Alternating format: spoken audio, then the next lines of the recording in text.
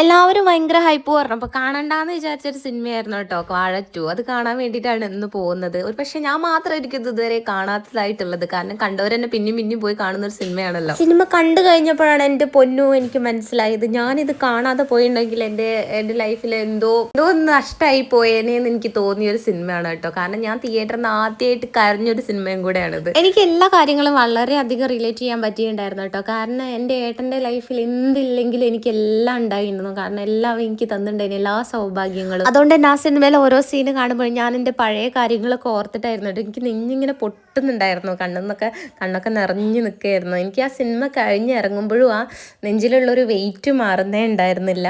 ഞാൻ സത്യം പറഞ്ഞാൽ ഇതൊന്നും ഞാൻ പ്രതീക്ഷിച്ചിട്ടേ അല്ല കേട്ടോ പോയത്.